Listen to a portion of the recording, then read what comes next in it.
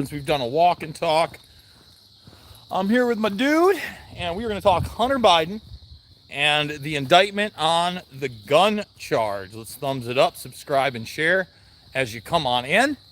If we have anybody even watching it, it's very tough on YouTube with the algorithm. It tells me 0 people are watching it. 76,000 subscribers, 0. 0 watching. Nobody. And that's the thing. Nobody's really been paying attention to what has been going on with this Hunter gun charge. Now, the really interesting thing about the Hunter gun charge to me is that it didn't seem like they wanted to charge him at all at first with it, at all. It seemed like it was going away. When they talked about the deal being made, and then all of a sudden that deal fell through. Why? Why did the deal fall through? Well, you got to wonder if it's pressure on Joe Biden. First of all, let's discuss. Number one, they don't want to get into the laptop any more than they have to. The gun charge is one that has been covered ad nauseum by the mainstream media in a context that is really preferable to Hunter in the sense that it doesn't question what he was doing with the gun. Now, look, I'm not sitting here telling you I know exactly why he had the gun or if he committed a crime with it. But I got to tell you, I've had a lot of conversations with my brother who I would say did more research on the Hunter Biden laptop and the gun charge itself than I did, looking at some of the things that were going on there. Okay? And he put it out to me, and I'm not saying that this is true, and he's not saying that this is true. I don't want to put him in a spot, okay? Sorry, we're walking here. We're dog walking. That what if he did commit a heinous crime with that gun? And I mean, the most heinous of crimes. What if he took a life? Would anybody know? Would that even be on the table? Why did he want that gun hidden so badly and thrown away? Huh? Hey, this isn't upstate New York. I know it looks like upstate New York. I see somebody in the audience. They must have been gone for a while. This isn't upstate.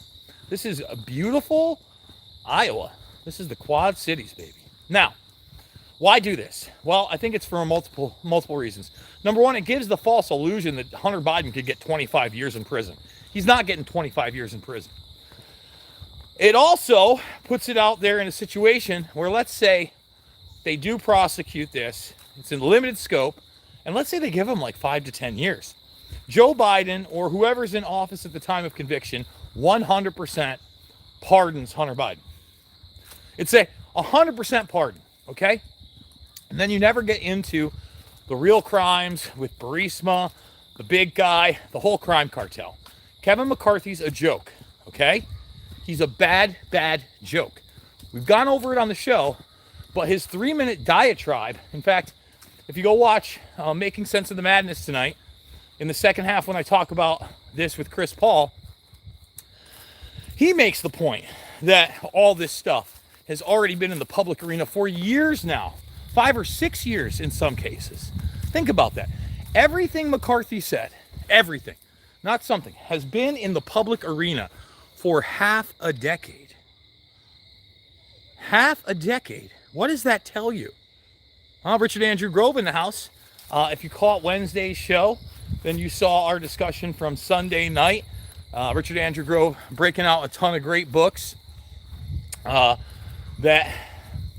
have to do with false flags, 9/11, Israeli involvement, the war games, and much more. So a really great broadcast. I hope people check that out. Now, if you focus on the gun and you focus on Hunter, you also push Biden into whatever political scenario that you want. Now, I'm not saying the guy's not a total 100% puppet, but they may not want him to run in 2024, or, and I guess we're going to find that out in the next 6 months, whether they plan on replacing him before the 2024 election or they plan on selecting him and placing him as the winner in 2024 and then stepping down before Inauguration Day in 2025, which I think is preferred. And I think it's preferred for numerous reasons. I think it's preferred to ensure that there is no Democratic debates and that the primary is totally and completely fixed.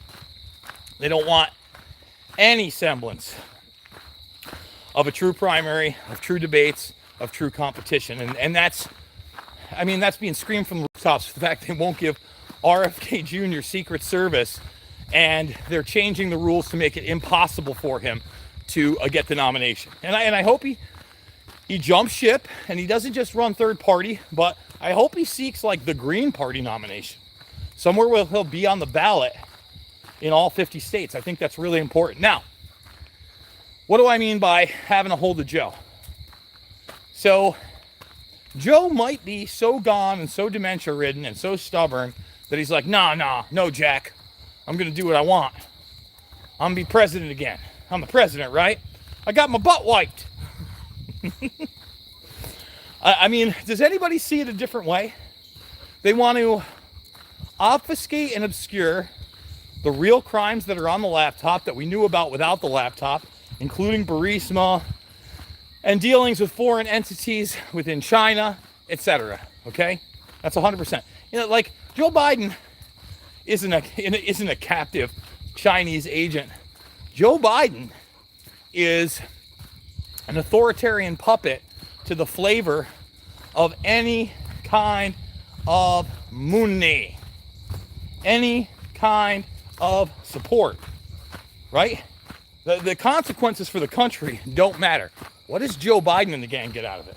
He'll say whatever. He's the Muppet puppet. He's the guy that after 9/11 grandstanded not only about Pakistan, but then bragged to the world trying to say that he was the one that wrote the original Patriot Act and introduced it in 1994.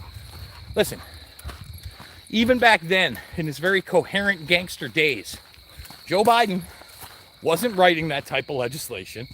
Joe Biden was plagiarizing other political figures, okay, and not doing a great job of it.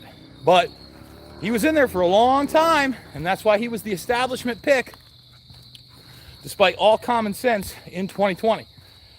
So, now that we're on this walk, I do want to thank everybody that has supported the broadcast, whether that be through redvoicemedia.com/uncensored, or through Rockfin, or just through donating on Buy Me a Coffee. All you guys rock. Without you, I wouldn't be able to do this. Seriously. It feels weird, I'm not going to lie, that I'm on two separate networks at this point, that I have paychecks, that really people are paying me to do my show. It's nutty. At the same time, I know where the grassroots are. I know where the real deal folks are. And it's you guys. And without you, I would not be able to do what I do at all, let alone have expanded as much as I have. Now, it's already mid-September. I am looking for a new place to not only live, but also move my business into to try to expand so that we even go beyond the green screen studio and possibly have a nice looking sit-down studio in which we can have guests on right in studio and have that pro look. I mean, is it going to look as great as, say, an Infowars.com? Maybe not. But I'm certainly looking to compete in that manner, okay? And to be in the ballpark of that. So, again, without you guys, is that possible? No, it's not. No, it is not. Let's see. I forgot the dog's name. The dog's name is Smokey. He likes kicking it up. He likes doing it big. Smokey is the dog, and I'm loving it. I'm loving this dog. Getting me out of the house twice a day, right? Getting me on these gorgeous country walks in this gorgeous park that I am really honestly blessed to be a part of. I'm blessed that you guys really supported me in a time when nobody else was and allowed me to pick up and leave and move on from New York State which, as you can see, was the right move with Kathy Hochul. What? Trying to bring back the authoritarian Johnny Nonsense and the hate and lie shots. I warned people. I warned people it wasn't over when they said it was over. I warned people they would try to do these things again. I warned people that these are psychopaths. And they're going to push and push and push and continue to push to see how far they can take it. That is what is going on. That's the reality. We got to fight back against that. So, wrapping it up, guys, I do want you to check out the morning show every single Monday through Thursday, 9 to 11 a.m. Eastern Time. And then the evening show on Fridays, the interview show, where you can catch me with David Icke recently, Joe Allen, the author of Dark Eon on transhumanism. And that's at ampnews.us at 6 p.m. Eastern, Monday through Friday. It's certainly a different flavor of Jason Bermas. They get me in the suit jacket. I got, all you guys that are complaining about commercials on my one show, wait till you get a load of the one where we actually have commercial breaks and we actually run commercials. It's still nothing. Like, seriously, on an hour-long show for Amp News, literally we've got, I think 6 minutes of commercials. So you get 54 minutes of content over at Amp News. And then with RVM, in the first hour, we do less than 5 minutes of commercials. And on top of less than 5 minutes of commercials, we do a second hour where in the second hour, I think we don't go to commercials until 55 after. So in an hour and 55-minute block straight, we do 5 minutes of commercials to support the broadcast. And for some people, that's too much. And by the way, I don't love doing ads, but I also am pretty happy that I have the kind of support that I do right now because I've never had support at this level. So once again, I love you guys. Smokey and I are going to tell you it's not about left or right. It is always about right and wrong. And I will see you all on the flip side.